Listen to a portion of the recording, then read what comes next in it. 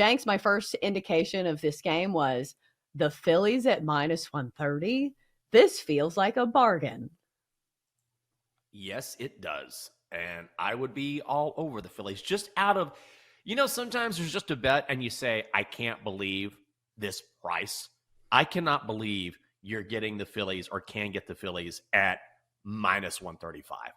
Like, that's unbelievable to me. And Brandon Pfaadt is on the mound. Here's the thing. He is a very hit or miss pitcher. He's a young kid, and he has really good stuff at times, but his ERA at home this season is over 5. And also, is he ready for this moment? This is one of the things that I think you have to take into consideration when you talk about a playoff series. One of the reasons why I like the Astros last night is because I thought, well, A, I like the handicap, but B, the moment will not be too big for them. They have been here before. Will the moment be too big for Brandon Pfaadt against this absolutely scorching hot Phillies lineup? Yeah, I think it will. And you can make the argument, okay, well, the Phillies aren't playing in Philadelphia. I don't think it matters where they play right now. You can put them in a little league park. You can put them in a soccer field over. It doesn't matter where you put them. They're just going to knock the ball out of the park. Like the Phillies, it's rare that a team catches fire like they have caught fire, especially over the past month. The Phillies are averaging 5.7 runs per game since August the 1st. That's an incredible streak in baseball, an incredible streak of scoring, and we've seen that bear out in the playoffs, so I don't think it matters. And that's not 5.7 runs per game at home. That's just overall. So I don't think this series shifting to the desert moves the needle for me as far as, oh, well, maybe Philly won't hit the same. No, I love the Phillies at minus 135.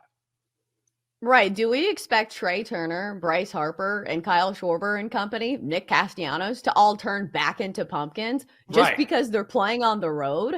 These are not young guys. These are postseason tested veterans who have done it time in and time out. Every single time in the NLCS, it feels like Kyle Schwarber just takes it to another level. So I think that's the bottom line for me. Yes, this series is shifting to Arizona. Arizona, obviously gets a little bit of a push there because they don't have to play in front of the fans in Philly, where Philly has one of the better home field advantages in all of baseball. But still, it's still the same hitters. They are still very good. And I think they have the better pitcher in this matchup. Ranger Suarez, despite being a number 3 pitcher, is a pretty solid number 3, in my opinion. So I think you're getting some value here on the Phillies. Only minus 130 going against Brandon Pfaadt, who is very much a young guy who is not probably prepared for this moment, gave up 4 runs to the Dodgers.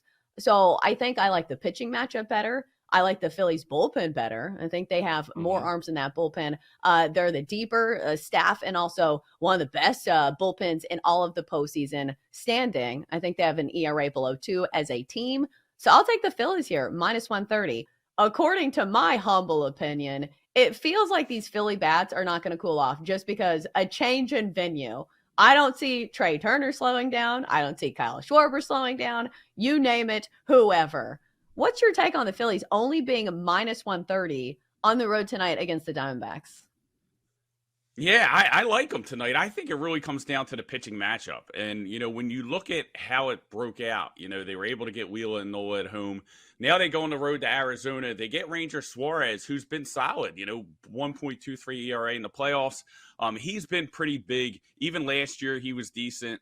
They could depend on him. And on the other side, you got a very, very young pitcher in Pfaadt, going for Arizona. And yes, he's been pitching well. He pitched well against the Dodgers, but he really needs to locate his pitches. And when he doesn't, he's really susceptible to home runs. And that's a bad combination when you're going up against this Philly lineup, right? With Schwarber, with Harper, with those guys. So he's going to have to be really on his game, pinpoint location tonight, or the Phillies lineup's going to make him pay. And I think that's a bad spot for them. And, the other key part about it is it looks like game 4 is going to be a bullpen game. So, Arizona is really, if he does get in trouble early, like how willing are they going to be to go to their bullpen? Are they going to let him hang out there a little long? So all those factors go into it. And I really think that, when you look at Pfaadt, he's given up 22 homers in 96 innings this year. So going up against this Philadelphia lineup, I think is going to be pretty tough, even though they're back in Arizona. Now, I'll say I'm going to keep banging the drum for Jared Goff. 18-1 right now. No one is paying attention to Jared Goff at all. He has thrown for 11 touchdowns, 3 picks. That's it.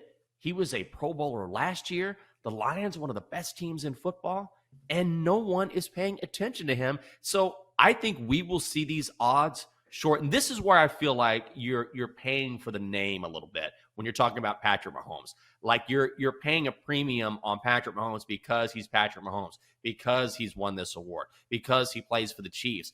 But if you're looking at value, Jared Goff can put his stats up against anyone in the NFL. And if the Lions keep winning, and I think they're going to keep winning, I'm telling you, Jared Goff is a live dog in this fight.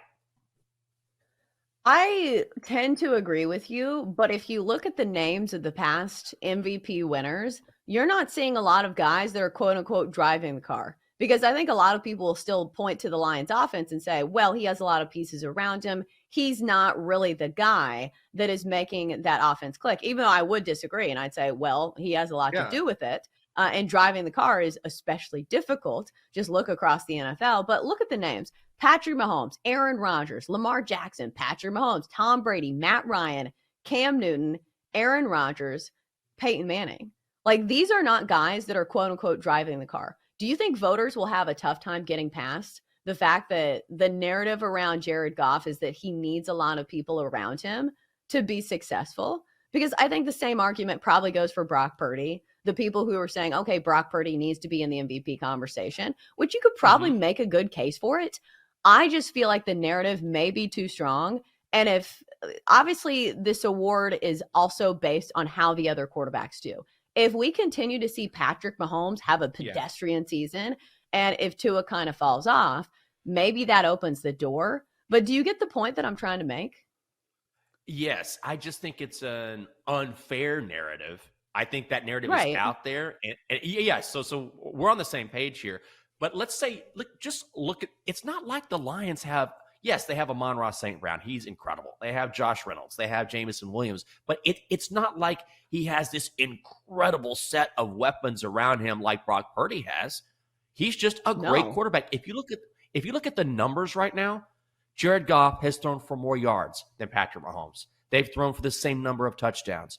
Jared Goff has thrown fewer interceptions. He has a higher QBR rating. So Mahomes is awesome. There's no question. But this idea that Jared Goff is driving the car, which I think a lot of people think, and then he's got all this weaponry around him. Yes, he has talent around him, but it's not like he's got all pros all over the place, and his numbers are just as good as Patrick Mahomes' numbers. So this is where narratives come into play, and this is where, again, sometimes you don't get value because of a guy's name, or maybe you're not as familiar with his game. Like, I apologize, I was not familiar with your game.